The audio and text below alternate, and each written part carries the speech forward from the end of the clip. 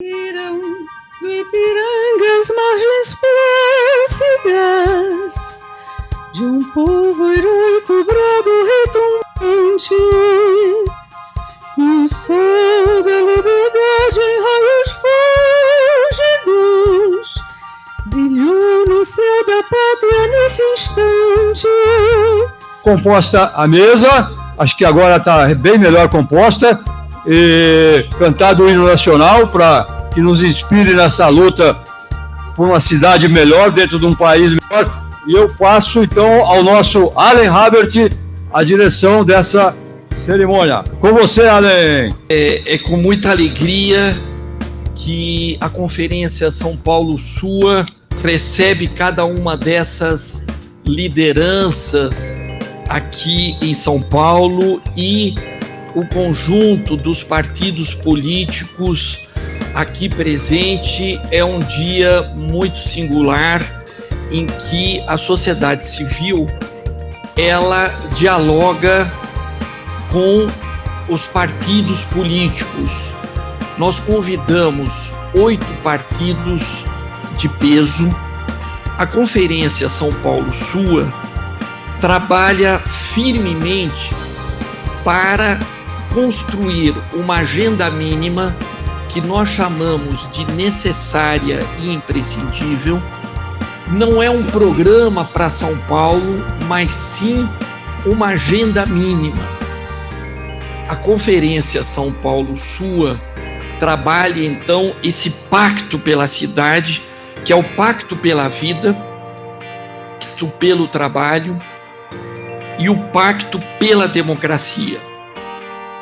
O pacto pela vida significa uma mobilização de todas as espiritualidades, religiões e fraternidades em torno da cultura da paz. Ódio nunca mais. A Conferência São Paulo SUA, ela quer cuidar das famílias, bairro por bairro, num grande mutirão onde a gente desperte o voluntariado. Por isso que chamamos a Conferência de São Paulo SUA, para que cada morador se aperceba um cidadão ativo que possa realmente interferir na sua rua, na sua região, na sua cidade. A gente só melhora o que amamos. Junto com os conselhos públicos existentes e fortalecidos, com as religiões, trabalhar os conceitos de solidariedade e fraternidade. Nós queremos transformar essa metrópole, não é com os valores das outras metrópoles. Nós queremos transformar essa metrópole como o berço de uma nova civilização no planeta. Chegamos a três propostas. A primeira proposta, que se chama São Paulo do Bem Viver e Direito à Cidade. Há uma necessidade, sem dúvida, hoje, nesse momento, de repensar a cidade que adotamos. A cidade para poucos, cidade de São Paulo, uma cidade excludente, uma cidade baseada em modelos de progresso e desenvolvimento que torna a cidade inviável. Nós estamos num momento de discussão sobre a cidade que queremos. E nesse sentido, há uma necessidade não de prolongar a vida de São Paulo, mas repensar novos modos de vida, novas formas de vida, novos paradigmas de existência, novas economias baseadas na cooperação, na sustentabilidade, aprender o bem viver dos povos indígenas, mas também experiências contemporâneas que já correm a cidade, criando a ideia de uma cidade saudável. Quem sabe renaturalizar a cidade de São Paulo. O nosso campo temático, nós vamos tentar pensar e valorizar mais algumas propostas. A primeira, presença do Estado nos territórios como uma política pública de ação afirmativa nas questões de violência e segurança, em parceria com toda a rede institucional, que a Secretaria de Direitos Humanos e Cidadania seja fortalecida, que suas diretrizes permeiem as políticas públicas de todas as demais secretarias e que ela atue como ouvidoria articulada com a sociedade. Segundo, atendimento integral intersetorial aos cidadãos e à família, com políticas para garantia e promoção de direitos das mulheres, crianças, adolescentes, idosos, análogo ao programa Saúde da Família, conjugando estratégias defensivas através da Secretaria de Direitos Humanos e as estratégias proativas através da Secretaria Municipal de Assistência e Desenvolvimento Social. O nosso campo, que é gestão do ambiente e sustentabilidade, nós trabalhamos basicamente com o conceito de sustentabilidade, onde a sustentabilidade ela tem as suas dimensões. Então, as dimensões políticas, dimensões sociais, econômicas e ambientais. Mas isso visto na sua totalidade. Nós trabalhamos também com os conceitos de desenvolvimento sustentáveis, que foram longamente discutidos e elaborados pela ONU e que têm os seus objetivos, metas, indicadores, a erradicação da pobreza, fome zero, educação de qualidade, boa saúde e bem-estar, saneamento, energia acessível e limpa, dentre outros inúmeros objetivos e metas. Nós sabemos que, principalmente quem mora bastante tempo em São Paulo, que o nosso clima mudou. O clima da cidade de São Paulo mudou. E aqui nós temos o exemplo de uma cidade que teve aquecimento real, de fato. A temperatura da cidade subiu, de acordo com os estudos que nós sabemos, que são feitos pela Universidade de São Paulo e por grandes cientistas, que está entre 2 e 4 graus o aumento da temperatura de São Paulo. São Paulo, a gente tem que lembrar que ela precisa menos palavras e muitas ações, porque é uma cidade com 12 milhões de habitantes, um orçamento previsto para o ano que vem de 68 bilhões de reais. Mas nós não podemos esquecer que nessa cidade de 12 bilhões de pessoas, a mais rica da América do Sul, etc., você tem 3 milhões e meio de pessoas que ainda não tem saneamento básico, o que é absolutamente inaceitável numa cidade como São Paulo. E você tem outros 3 milhões de pessoas que moram nas 1.260 favelas que existem na nossa cidade. Então, uma cidade como essa, acho que o tema que nós acabamos de ouvir aqui, por exemplo, a questão ambiental ou da sustentabilidade, ela tem que ser, é um tema transversal e ser aplicada na prática, porque isso faz parte de você melhorar a qualidade de vida de todos os cidadãos de São Paulo. Foi lembrado aqui hoje o mapa da desigualdade, que é muito importante a gente levar em conta, onde você, com uma cidade como essa, chamada mais rica da América do Sul, você condena à morte metade dos moradores, ou pelo menos parte dos moradores que moram na periferia, você condena eles à morte 20 anos antes do que os outros. Sem falar nos bebês que morrem até 1 ano de idade, que são cerca de 15 para quem nasce em Hermelino Matarazzo e meio para quem nasce, vamos dizer, em Pinheiros. Então o que nós temos que fazer é usar esse nosso orçamento para melhorar a cidade como um todo. Primeiro ponto, trabalhar da periferia para o centro. Por quê? Quando você tem 10% desses empregos formais na periferia, você está obrigando a, pelo menos, a população de lá que trabalha a todo dia se deslocar para o centro. A boa gestão de uma cidade como São Paulo, ela precisa muita ação, pouca conversa. Nós precisamos de uma gestão que pense na próxima geração e não na próxima eleição. Mas eu vejo muito isso, quer dizer, a cidade, ela não pode admitir e ver com tranquilidade o que nós estamos assistindo hoje. A pobreza, a população de rua que você tem, hoje deve ter cerca de 22, 23 mil pessoas. Claro, foram acrescentadas pessoas em função da crise. Como é que estão sendo tratadas essas pessoas? Também são aqueles invisíveis. Eles são visíveis quando alguém vai na Cracolândia ou quando anda aqui no centro, né? Mas trabalho efetivo não está sendo feito. Para você evitar isso, você precisaria dar perspectiva para as gerações, levar os empregos para a periferia. E isso não é com conversa, isso é com a urbanização das favelas, isso é com regularização fundiária. A cidade precisa entender que nós estamos morando hoje. Uma parte mora em Zurique, outra parte está morando em Uganda. E uma vizinhança dessa, a gente sabe que não acaba bem nem para uma, nem para outra. E por isso que São Paulo hoje enfrenta os problemas que tem enfrentado. Acho muito generosa essa iniciativa São Paulo Sua, principalmente pelos pilares, como chama o Allen, que marca a estrutura dessa agenda proposta a todos os partidos: vida, trabalho e democracia. Mas como sustentar os pilares dessa agenda pensando só em São Paulo? Como discutir vida de um governo que dizima florestas, que dizima populações e cada vez mais incentiva o punitivismo e o encarceramento? Como discutir trabalho por um governo que liquida direitos trabalhistas, sociais, amplia o desemprego, amplia o trabalho precário e que agora, de forma inusitada, quer criar emprego taxando o desemprego através da medida provisória 905, que esperamos derrotá-la no Congresso Nacional.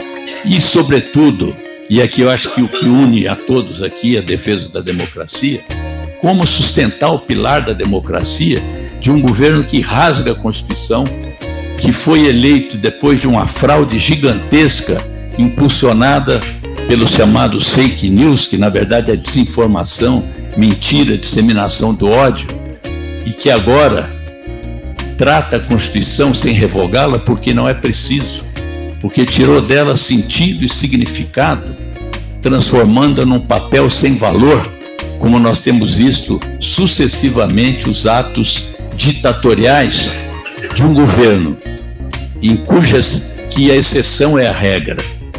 Um governo, na verdade, que criou no país um novo regime político, com o qual nós devemos conviver ao falar de uma agenda mínima e ao falar das eleições de 2020.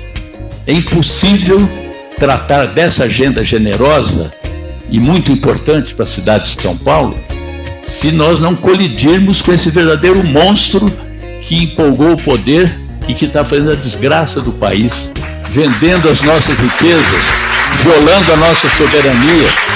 Então, evidente que as eleições de São Paulo vão se ferir, tratando dos problemas locais, do asfalto que é ruim, das periferias abandonadas, mas ele vai ter que ter uma espécie de contraste plebiscitário contra esse monstro que se fortalece se não for enfrentado com todo o nosso vigor. Eu já vivi a ditadura aqui, já sofri os rigores da ditadura contra o povo e contra o que vos fala também. Por isso, não tolerarei nenhum tipo de governo e lutarei contra ele até o último momento, para que a gente não repita aqui as 5 ditaduras nunca mais. O processo em São Paulo tem também um componente muito importante, que de certa forma o Rui falou, que é didático para o país. O que acontece em São Paulo, um pouco dá um norte do que vai acontecer em todo o Brasil. Se a gente consegue produzir em São Paulo, a gente consegue produzir no Brasil. São Paulo, de alguma forma, também mescla essas culturas diferentes. Todos nós que de alguma forma fazemos política ou estamos na vida pública, estamos aqui contentes e encantados com vocês terem participado e estarem participando de conferências tentando discutir a cidade. Eu já tive diversas passagens, fui prefeito 2 vezes de uma grande cidade com muitos problemas, enfim, mas o grande desafio é fazer de São Paulo, como fez Paulo, o exemplo, a difusão da sua ideia. Porque não adianta a gente constatar simplesmente que hoje nós temos um problema no Brasil eleitoral. Nós já perdemos as eleições. Nós não ganhamos as eleições. E se nós não entendermos ou não compreendermos como é que faz uma alteração disso, há muita possibilidade, claro, e voltarmos a perder. E a pergunta que a gente sempre quer dizer às pessoas é o seguinte: o que fazer para não perder, já que nós estamos do lado certo? Ou se nós achamos que nós estamos do lado certo, né? Porque todos constatam que não foi isso que a gente pensou no Brasil, um país de ódio, um país de briga. Antigamente, quando a pessoa ganhava a eleição, ela ficava feliz, e quem perdia ficava triste. Nós estamos passando pela primeira vez na minha vida, em quase 60 anos, que quem ganhou ficou bravo e quem perdeu ficou bravo. Todo mundo está bravo.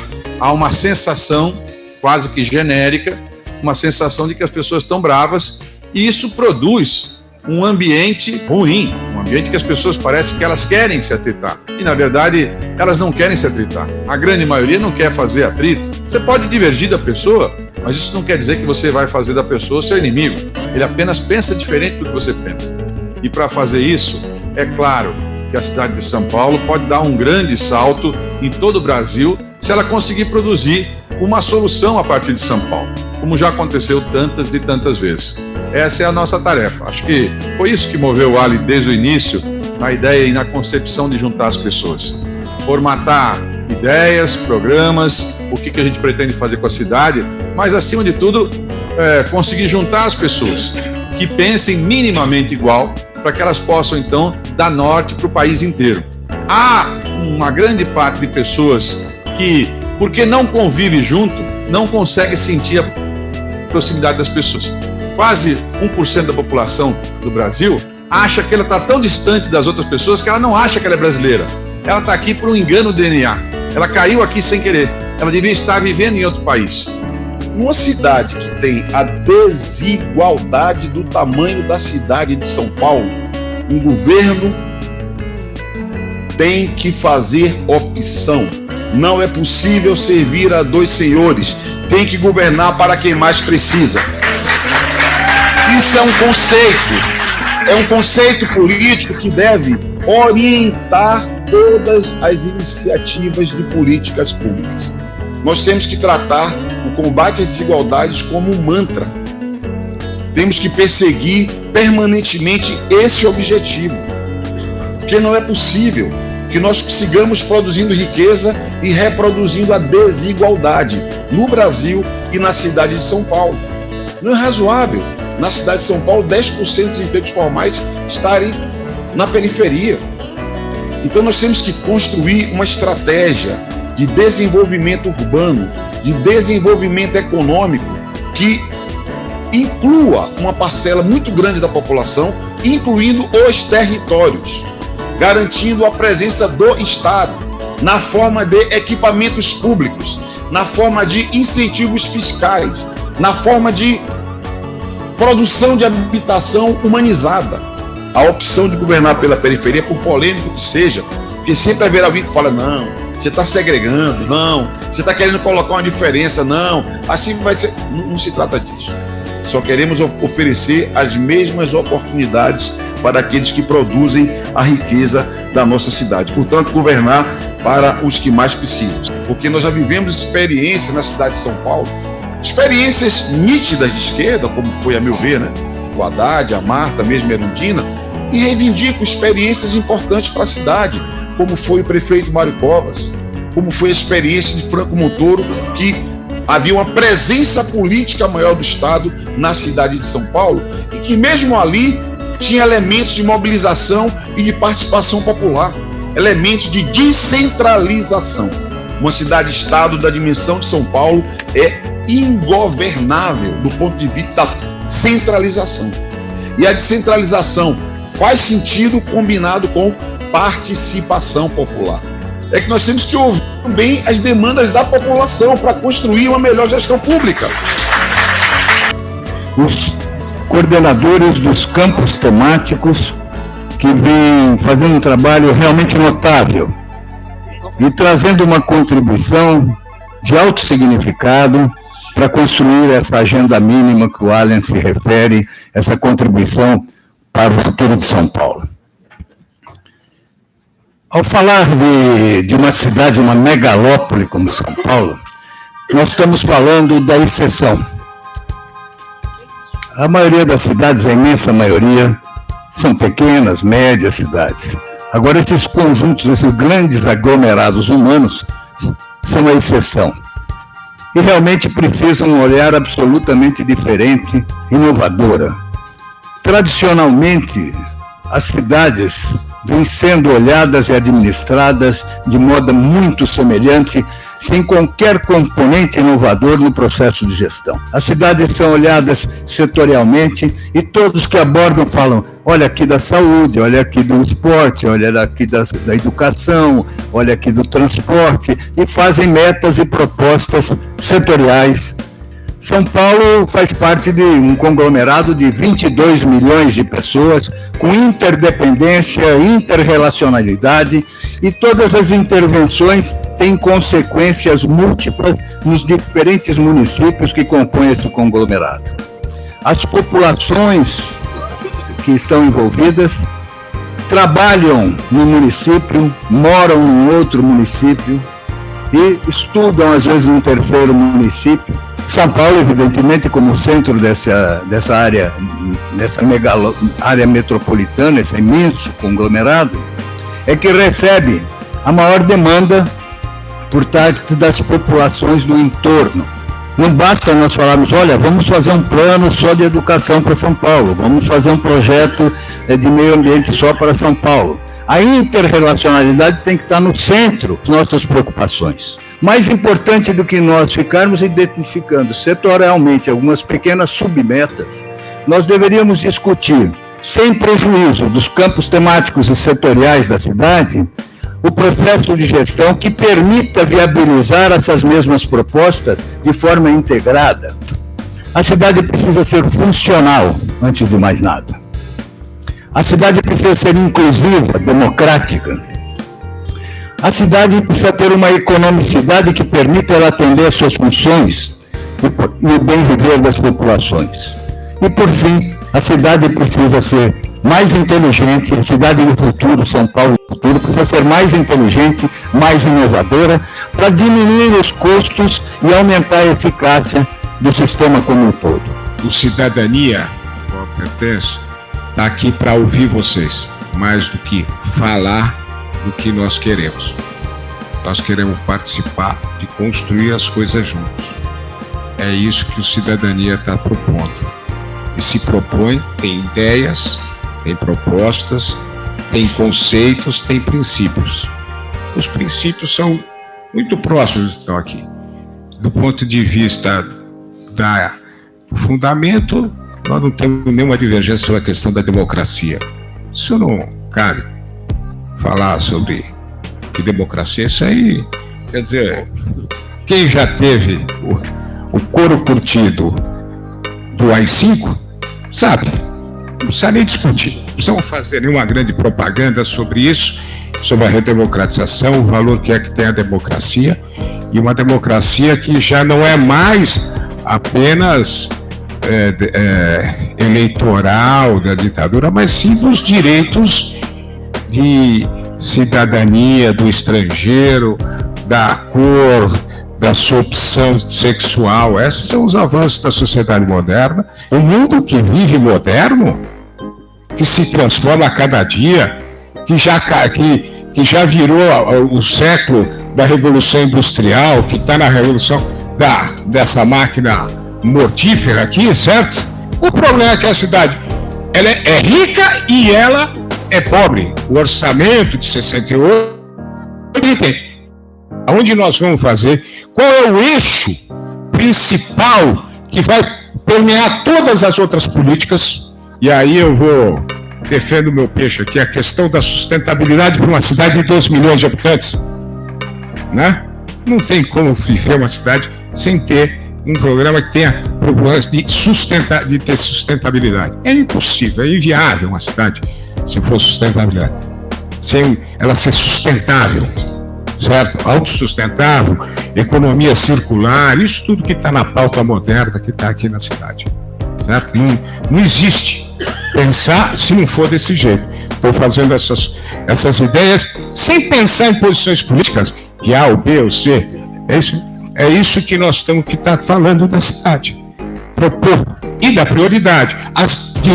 Em cima dela, é a desigualdade ser diminuída sobre esse aspecto. Né? A questão do negro, da cultura, o desafio do emprego. Para o emprego, uma das coisas centrais. Se o debate sobre São Paulo se resumisse a buraco de rua, a gente não de prefeito botava uma empreiteira que resolvia o problema da cidade. O debate e o buraco é muito mais embaixo, né? O grande tema da cidade se chama desigualdade, se chama segregação. Nós temos duas cidades diferentes, dois mundos diferentes dentro de uma mesma cidade, separadas por muros reais, por simbólicos, a idade média ao morrer, aqui nos Jardins, em Moema, que chega a 80 anos, e em Cidade Tiradentes, no Jardim Ângela, que é 23 anos menos. São dois países dentro de uma mesma cidade. E para tratar do tema da desigualdade, não basta a gente entrar num debate contábil, orçamentário, e discutir onde é que a gente vai alocar. Nós precisamos ter a coragem de fazer um debate sobre a lógica de cidade, sobre modelo de desenvolvimento urbano. Que modelo de cidade a gente quer para o futuro? E que não basta a gente ter política pública de construção de moradia ou de saneamento, porque você vai estar apenas enxugando gelo se você não mexe no modelo, que é um modelo que segrega, que é um modelo que faz com que a expansão da cidade vire sinônimo de expulsão. Expulsão dos mais pobres, sempre jogados para mais longe. E vejam, isso, além de significar uma piora habitacional para as pessoas que vão viver em situação mais precária, afeta tudo. Compromete o orçamento da família trabalhadora porque o aluguel fica mais caro. Ao jogar as pessoas para mais longe, compromete a mobilidade, que as pessoas vão ter que ter distâncias maiores entre a sua casa e o trabalho todos os dias. Quem mora no fundão da Mboimirim demora 2h30 para chegar no centro. Precisa sair 4 horas da manhã de casa para vir trabalhar aqui no centro. Quanto mais longe, menor a presença do Estado. Aliás, quando o Estado vai, é para oferecer polícia e não para garantir segurança pública. Massacrar a juventude negra que mora nas periferias. Como nós vimos em Paraisópolis. A presença do Estado é essa. Então, gente, eu acho que o debate que nós precisamos fazer para enfrentar a desigualdade em São Paulo, para pensar um projeto de cidade de maneira séria, não pode ser um debate contábil, orçamentário. O que é que nós vamos fazer com 70 bi do orçamento? Isso é o começo do debate. Agora, esse é um debate muitas vezes despolitizado. O Estado de São Paulo tem 82 bilionários. Então, essencialmente, aqui na cidade de São Paulo. São 82 bilionários. Eles têm um patrimônio dessas... Estou falando não de empresas, de pessoas, de famílias. Eles têm 382 bilhões de fortunas pessoais. Nós estamos falando de orçamento da cidade de 70, não é? Eu fiz um cálculo simples. Isso essencialmente é gente que não produz. Essencialmente são bancos, banqueiros, enfim, donos de holdings e coisas do gênero, né? Não são produtores. Eles aplicam dinheiro. O sistema financeiro, a remuneração deles ao dia é de 77 milhões de reais. São 382 bi, a fortuna deles está aqui. Os americanos calcularam para nós, está na revista Forbes. Isso aplicado a 7% ao ano, rende 67 milhões ao dia. Esse tipo de fortuna absolutamente gigantesca dá a medida do desequilíbrio aqui na cidade. Nós somos uma cidade rica. Se eu pego o PIB da cidade, são 700 bi, divide pela população, sabe o que isso dá? 20 mil reais por mês por família de 4 pessoas. Esse campo temático, democracia, governança, ação, esta é uma agenda dessa cidade há muito tempo. Não só uma agenda, não só uma reivindicação, há um consenso de que uma mega cidade como São Paulo, ela se expressa no seu cotidiano em diferentes escalas. E, portanto, conduzir o governo da cidade de forma centralizada, isto não leva a grande coisa. E esta agenda da centralização já tem mais de meio século, se nós tomamos como referência a instituição das administrações regionais em 1965. E de lá para cá, nós percorremos caminhos, obtivemos conquistas e também retrocessos. Por isso, uma primeira ideia sobre a descentralização e uma primeira proposta que trazemos à nossa conferência é o que nós estamos chamando de superar o pêndulo. Essa é uma questão que vai e vem. Se nós analisamos, mesmo no ciclo das administrações regionais, a gente verificava atribuição de competências e retirada de competências. Hoje, a subprefeitura, que foi rebatizada como prefeitura regional, não tem as competências e as estruturas de quando ela foi implementada no governo da Marta Suplicy. Mulheres ganham, em média, 70% a 75% que ganham homens exercendo a mesma função. São preteridas nas promoções e contratações. No caso de negros e negras é pior ainda, porque do retrospecto da escravidão é de 60% a 65% a diferença. Então aqui uma cidade também precisa tratar.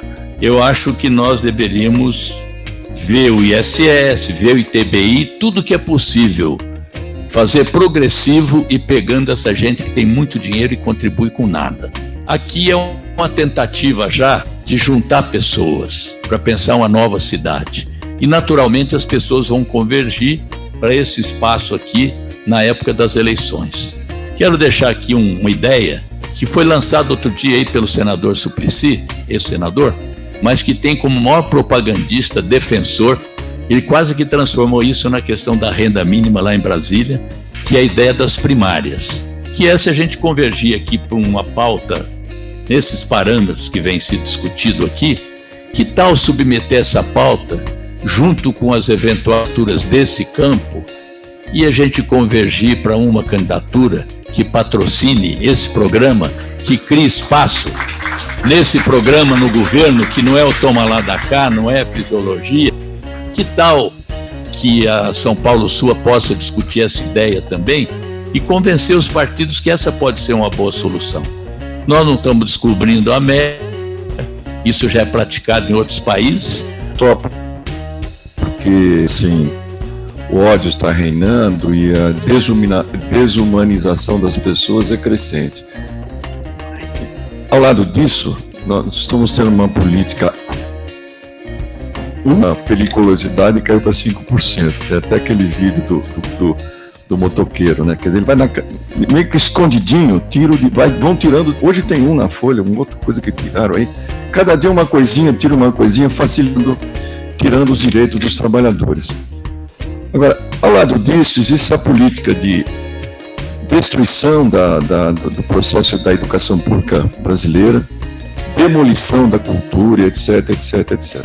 Mas o pior é na economia, né? Tudo é pior, né?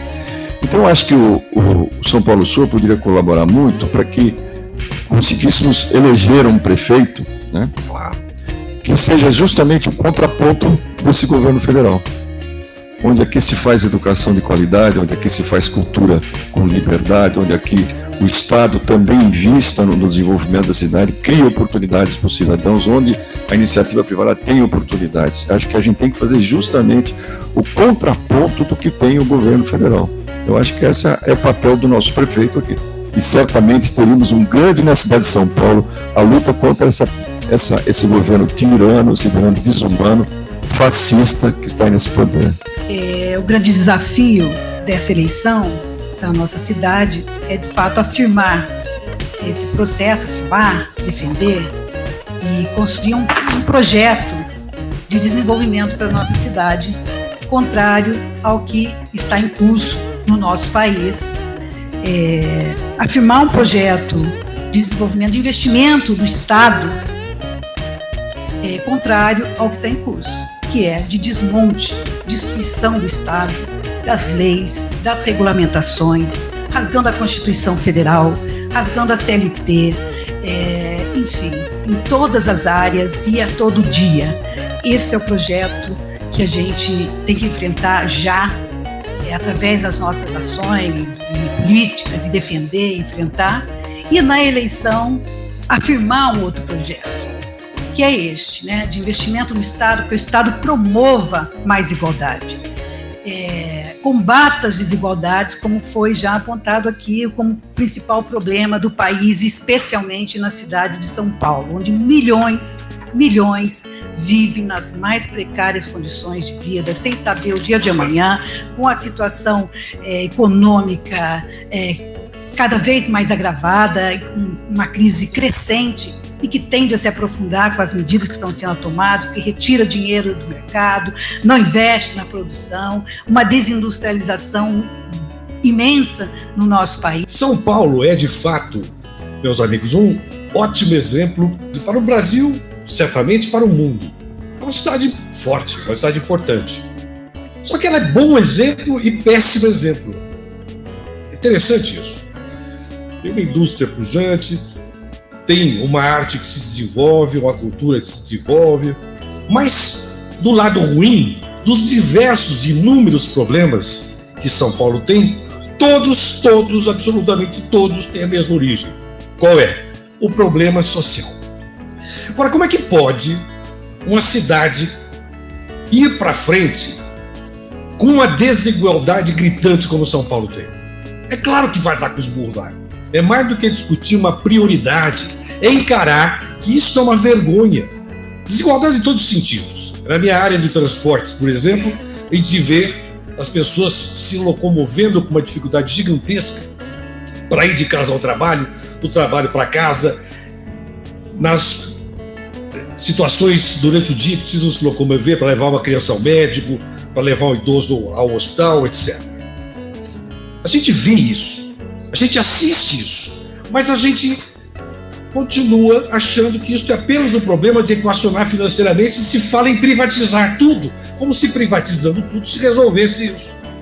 Falando da desigualdade aqui, da questão econômica, a desigualdade é geral, não social, mas ela é geral, como a questão dos ricos e pobres. Os mais ricos estão em São Paulo, e tem também a própria cidade, o próprio estado, que é um dos maiores geradores de produtos e de impostos nesse país, e que volta muito pouco. A desigualdade entre o que se produz e que o governo federal fica, e que pouco volta. Lá em Brasília, essa questão da reforma tributária, da questão da distribuição de renda, e os municípios viram de pires na mão o tempo todo.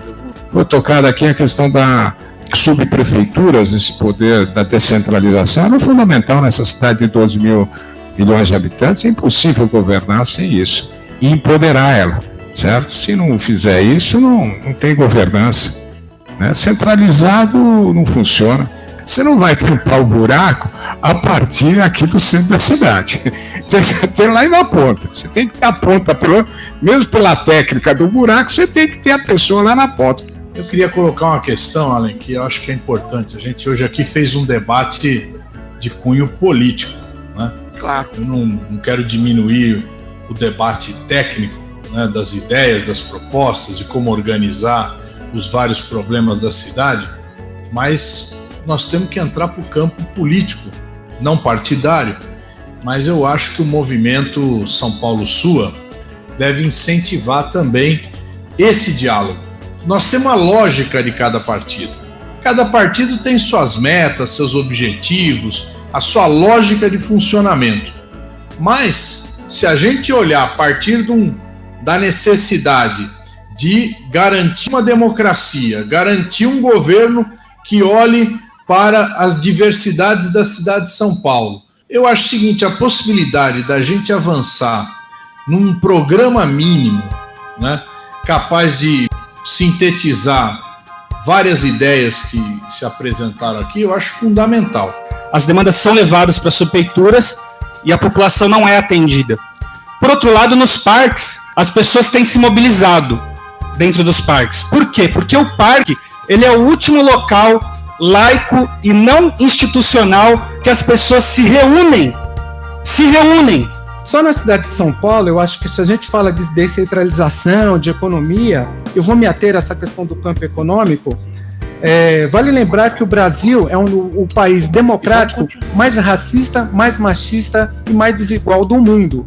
Nós estamos falando de democrático, porque se a gente for colocar na lista dos 10 países desiguais, o resto são ditaduras, são outros sistemas de governo. Nós temos que, de fato, mudar o formato das coisas. Essa hierarquização, ela é complicada numa sociedade que se horizontaliza cada vez mais em redes digitais e onde as pessoas são protagonistas nos diferentes lugares onde elas atuam, que pode ser no poder público ou lá na periferia. Eu vim hoje para aprender. Eu vim aprender. Eu sou professora, mas hoje eu sou aluna aqui, né? Que foram falando tantas coisas importantes, a fala de cada um, e eu, de tudo que foi falado, eu peguei 3 palavras: desigualdades, diálogos e democracia. E fazer com que esse encontro das necessidades com o potencial de realização possa acontecer na escala micro dos territórios, das comunidades. Enfim, tem muita coisa para ser discutida em vários formatos, e eu acho que a gente precisa celebrar especialmente uma coisa. Gente, eu nunca vi no Brasil, em 40 anos que eu tenho de atividade política, uma eleição que tenha começado tão cedo. Nós começamos a campanha hoje, gente. Talvez já tenhamos começado quando começou São Paulo Sul, mas hoje foi um marco de uma campanha que se iniciou. Gente, tradicionalmente tem as convenções em junho, campanha eleitoral começa em agosto, tem 45 dias, atualmente só tem 30 dias, tá certo? Aí é candidato contra candidato, aquela coisa fratricida. Gente, nós começamos agora há 10 meses das eleições, tendo tempo para nos organizarmos, para nos compormos, para realizarmos uma eleição primária. Enfim, tem tempo para o povo finalmente reagir a essa barbárie que está acontecendo com o nosso país. Vamos à luta.